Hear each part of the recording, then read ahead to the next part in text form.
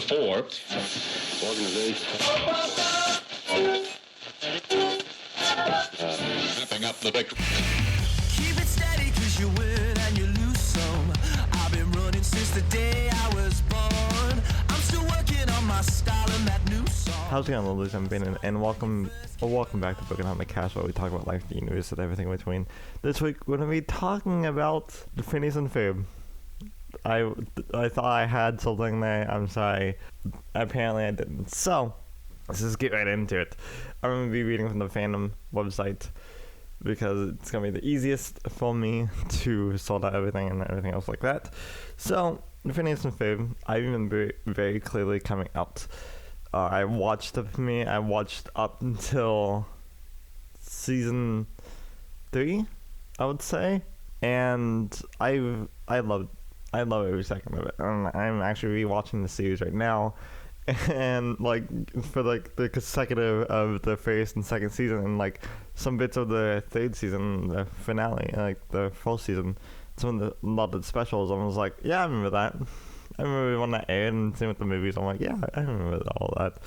So this is gonna be a little blast of the past for me, I guess. But if you don't know about Phineas and Ferb, Phineas and Ferb was technically still is a show on Disney Channel, and then it moved to Disney XD.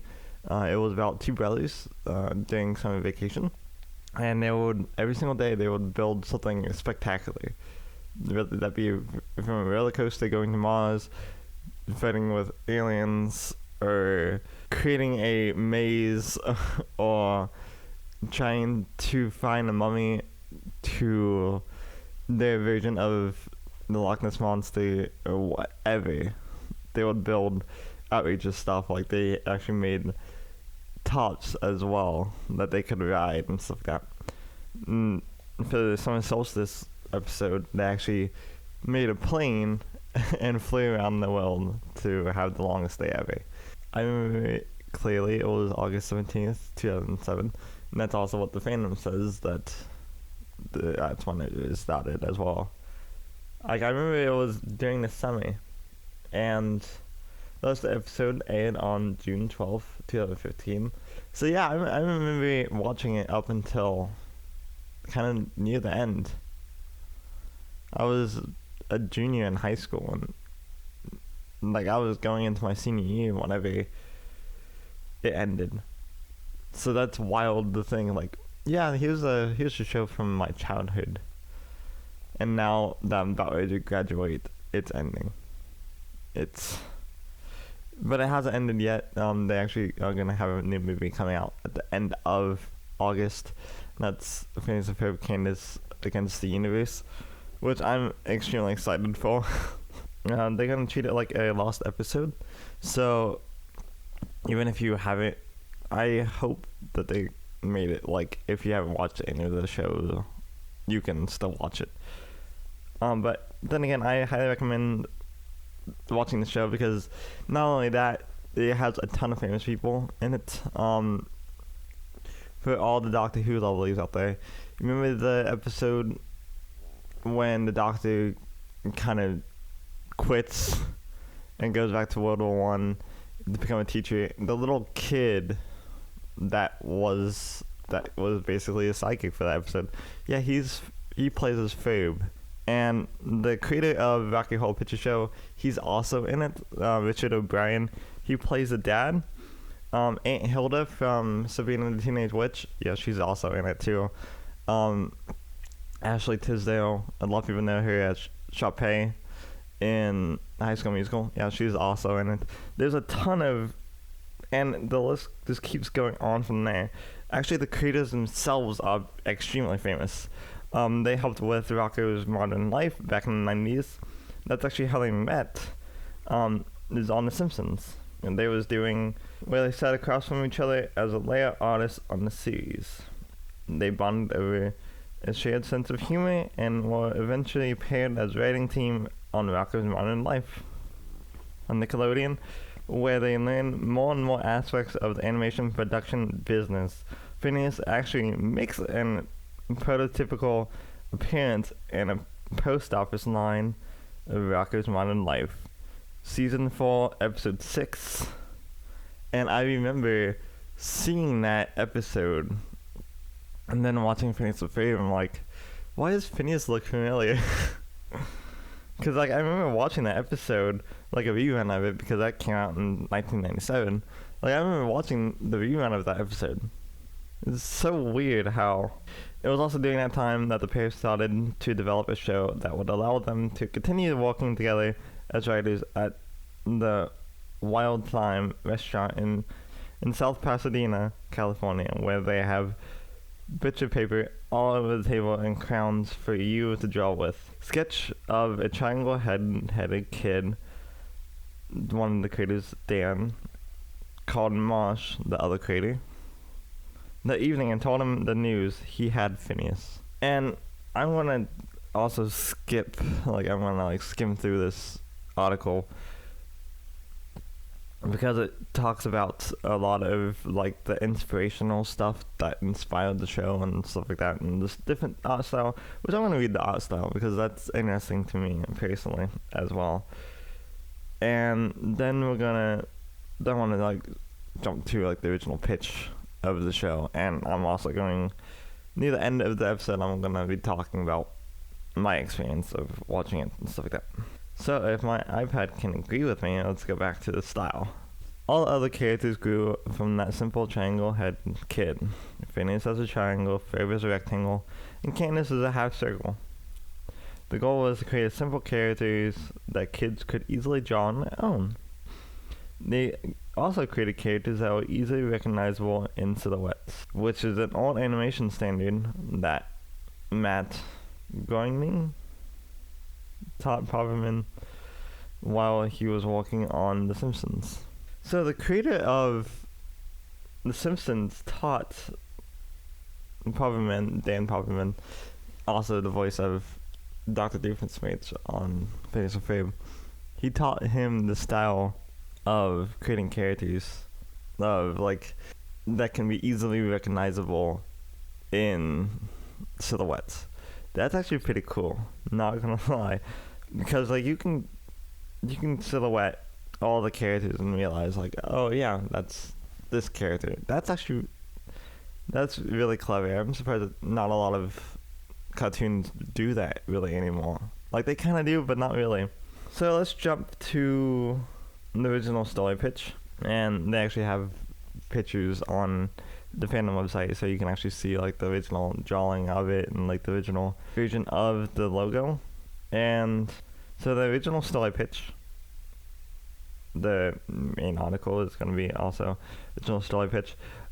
Unlike non-animated series, they didn't show them a script. They pitched a storyboard scene by scene visual breakdown of how the episode would look.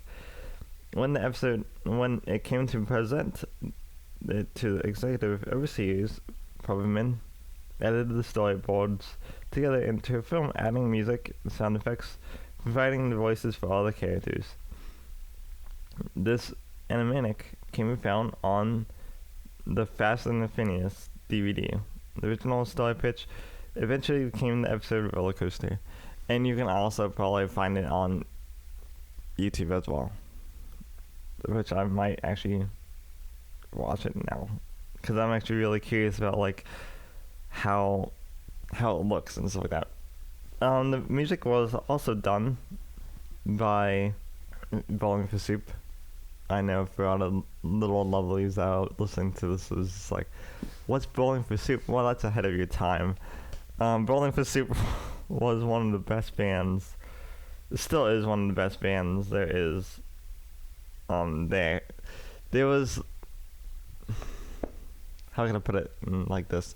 If you're really young, or if you have younger parents, ask them about Father Boy, or ask them about, you can even ask them about Bowling for Soup. Bowling for Soup, they made a ton of, their genre of music ranged from pop to rock. Like, it was a perfect balance. Not entirely perfect balance, but like it was a balance of, we can either go from pop to rock and like just jump the line constantly. They actually made a song about Ohio. It's actually called Ohio Come Back to Texas, where it's about this girl who the singer loves. She moves up to Cleveland with some rich guy, and he's like saying like, how dare you move to Ohio, and like describing stuff, and then like he's just like, come back to Texas where we have all of this stuff. And it's extremely hilarious song, but it's extremely clever too. They also did the song 1985 as well. That's an extremely famous song from them. Same with just about all the songs that they did for Phineas and Ferb is also extremely famous. The lead singer and I think one of the creators of the band is on TikTok as well. So I'm pretty sure the band is also on TikTok as well. So you can find that out and watch his stuff and listen to the music.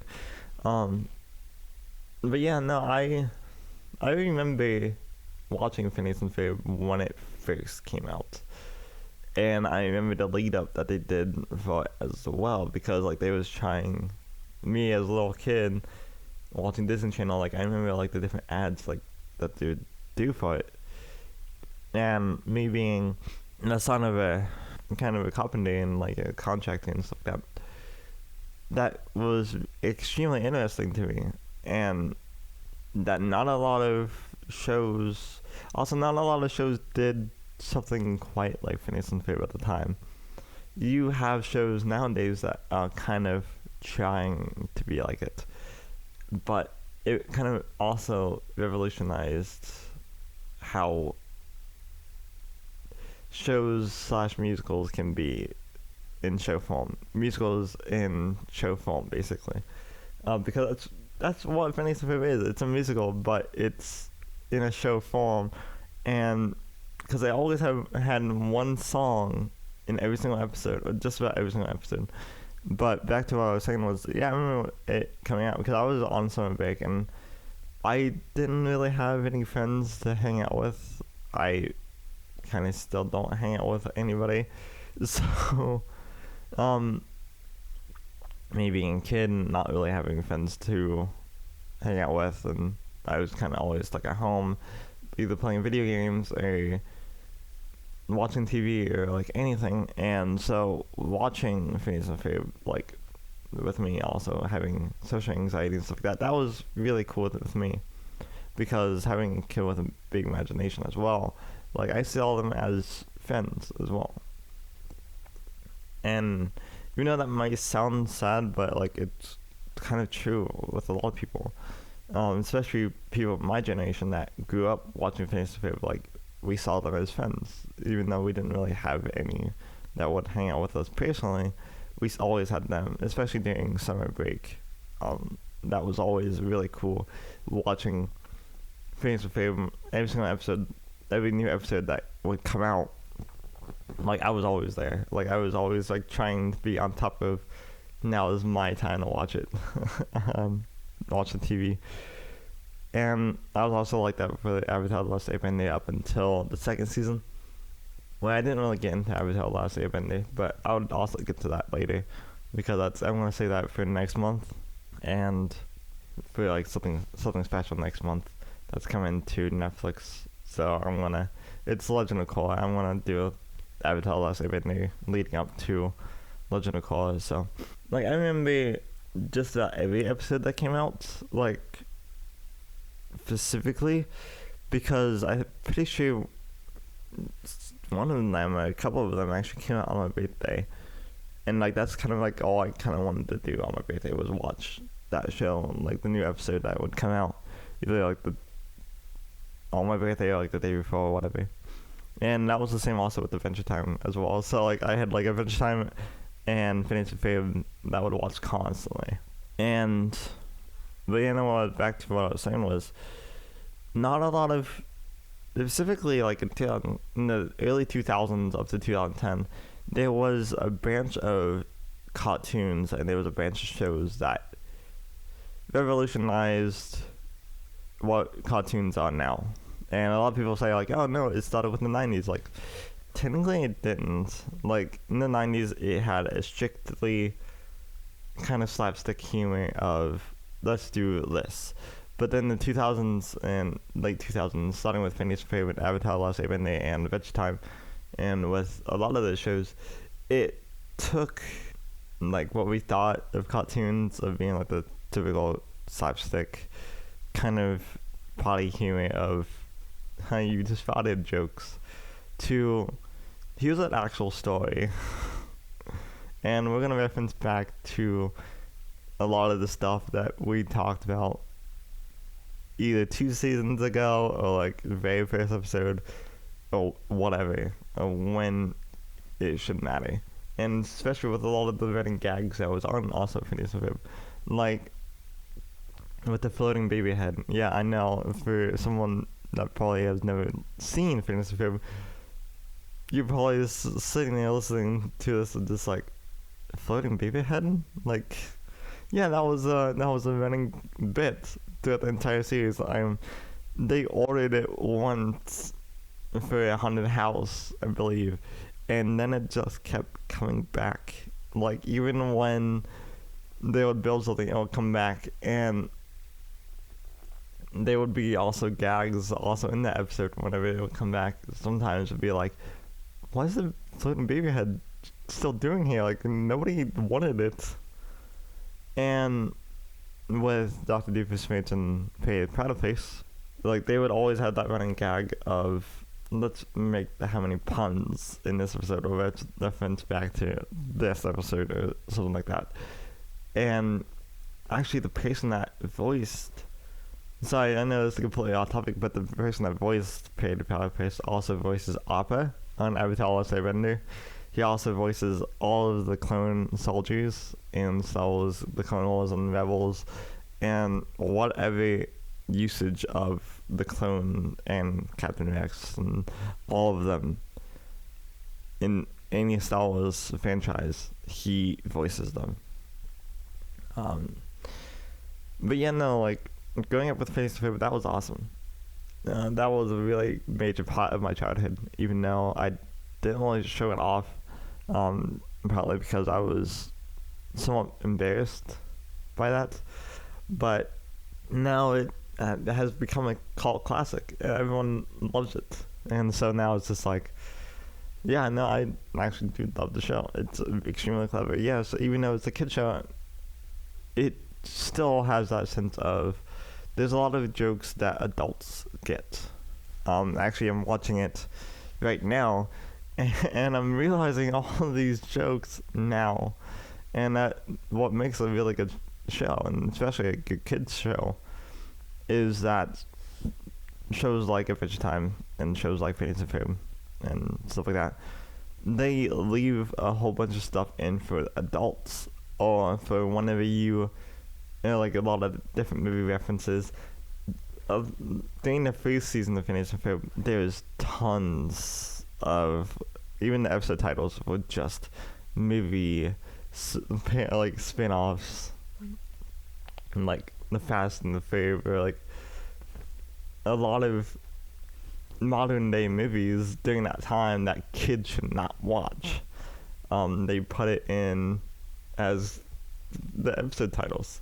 And now I'm also like rewatching that through, and I'm reading all the titles. I'm like, why?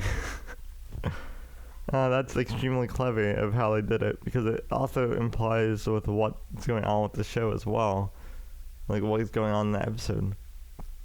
So that's extremely clever.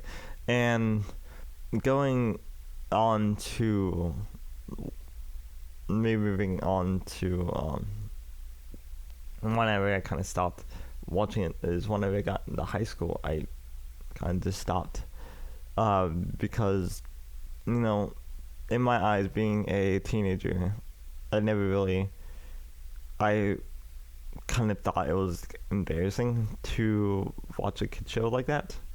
I even stopped watching Adventure Time, but luckily I actually went back and watched all of it, and especially even the movie as well. I watched it. I binge watched Adventure Time. I know it's a really odd topic. I binge watched the show a couple days after the movie came out, and then I watched the movie, and I was crying the entire thing. And I also did that with Phineas and Ferb. After the finished it. One of those still had it on Netflix. I watched the entire thing, and I was bawling my eyes out during the ending, and because it's that thing of these are shows from our childhood. Now I'm speaking to people my age and older.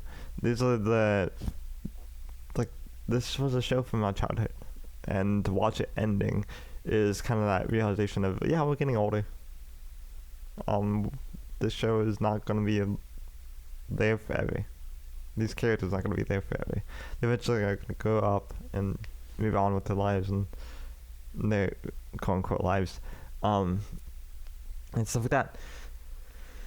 So it's also teaches that really important lesson of it's okay to move on, it's okay to grow up, it's as long as you can remember where you come from and what your quote-unquote friends are, even though they're in the show possibly, it's okay to let go, basically. And that's an extremely important lesson. Even adults still need to learn that lesson of it's okay to move on, and it's okay to look past the difficulties and stuff like that you had as a child. And even if you had a bad grade and you just wanted to zone out for however long the episodes or however many episodes I was going to show back to back, like, that's probably a really big important thing to you, especially if your parents argued a lot. Like, the show would always be there. And it's what I'm trying to get to is like that thing of learning to let go of, yeah, even though the show may end, and even though those memories will eventually subside to distant memories, it's always comfortable to let go of, yeah, this is what was going on when the show was going on, and what you kind of associated with that show, with whatever that is. It's good to let go of, not the hatred, but the pain and suffering that you probably endured while trying to zone out and watch the show.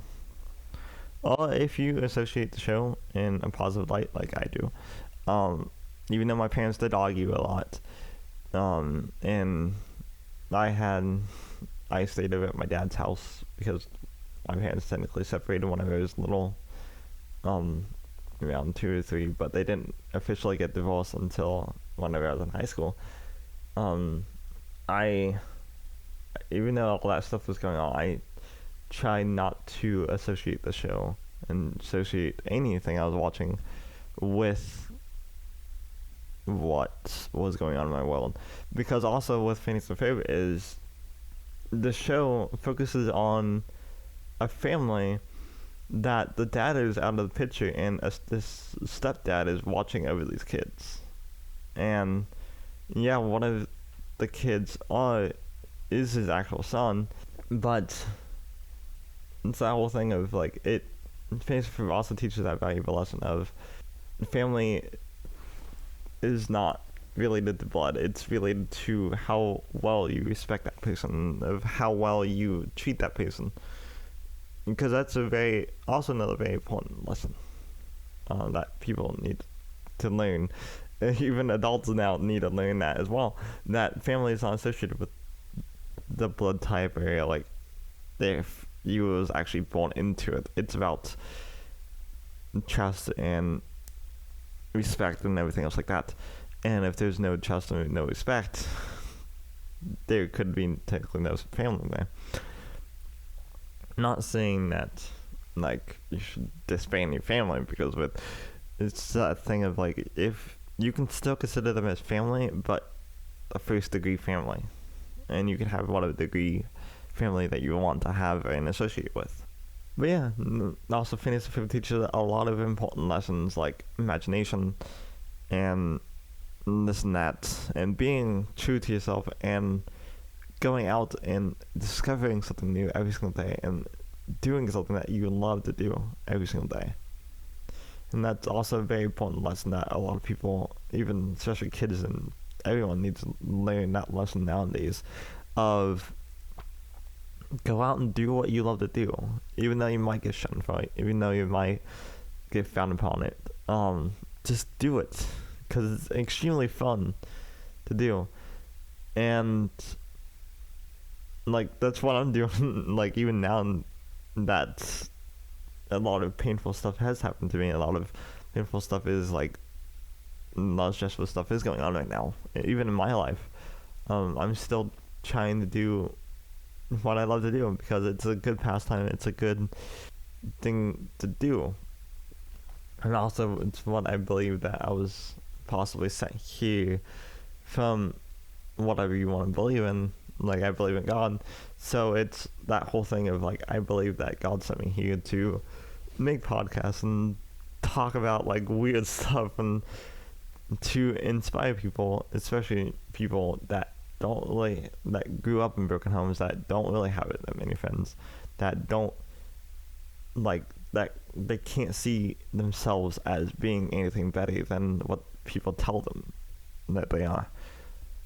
And so they get into that depressing state. And I believe that I was possibly sent here to help those people. And that's why the podcast, and that's why my YouTube channel is called Broken Hearted. In the same thing here, like Broken Hearted Cast, because that's the people that I represent, that I aim to help. So this podcast, and if Phineas and Ferb, I know this whole episode has been like sporadic of what we're talking about, and I apologize for that. And I just want to say, if the show that we talked about for this episode, and if this podcast helps you out, trying to go out day by day or week by week, I want to say you're welcome. That's what I'm here for. That's why I try to be here for, at least, to teach you all these new things, and even stuff that you might not realize even about the show that you actually do love. And also, a little fun fact, I know this is completely off topic, but I wanted to add this in before I go on. One of the creators of the show, Dan Poverman, the voice of Dr. Doofenshmirtz, also created the campfire song in SpongeBob. And his version of the song, where SpongeBob cuts to Patrick, he has Patrick keep repeating letters instead of what we get in the show. And even the executives loved his version, but the people in editing didn't, or the people that was doing whatever didn't, apparently. But so I just wanted to add the little fun fact in there before we end this episode. But yeah, no, back to what I was saying was, like, if that show helps you out, or if this show helps you out, or if anything that I do, whether that be from my own YouTube channel, helps you out, you're welcome. That's what I'm here for. That's what I'm trying to do, is to help people like you, to inspire you, and to tell you that you are worthy of doing whatever you choose to do, even though you might have a disability, even though you might have a different sexual orientation, or if you might have a different belief system, or if you might have a different race color, or if you might have whatever. The point is that if you need help doing whatever, if this is your push to do whatever you want to do, I'm here. I'm always going to be here, like, even if you have to re-listen to old episodes, like, I'm still going to do this even probably 10 years from now, even 10 plus years from now, probably as long as I live, as long as there's podcasts to do, episodes to do, I'm still going to do it. Even if I have to do it with my phone, like, I'm still going to try to find a way to do it. Because this is not only a good outlet for me, but I know it's a good outlet for a lot of people. And it's a good input for a lot of people as well. But yeah, that's also a thing that Phineas and Ferb likes to teach as well. Of find that good output that you like to do. And yeah, I believe that's also all the time that we have for this episode. So, if you really enjoyed this episode, let me rephrase that. Leave your rating down below and leave a comment down below wherever you listen to, or if you're listening to us on YouTube, high five that like button with your thumb. Also leave a comment down below. Also leave a comment down below what topic you want me to talk about. I already have a whole list leading up until the end of September, and I have a little bit of stuff planned for October, but I can always change it. So if you have any good topics that you want me to talk about on the show, leave it down in the comments below. Or my email, the podcast email, should also be somewhere in either the summary of the show or summary of the episode. I listen on Apple Podcasts and Spotify, so I don't know any of the others streaming services. So if you're listening to not on Spotify or Apple Podcasts, please inform me down in the comments below, like, how the setup is. That one I might just Google it as well. And yeah, like I just literally just said, no matter who you are, no matter what you are, no matter what you do, love and respect yourself, awesome, love and respect others, and yeah. Hope you have a festival day whenever you're watching this, and next time on Book Cast. Bye.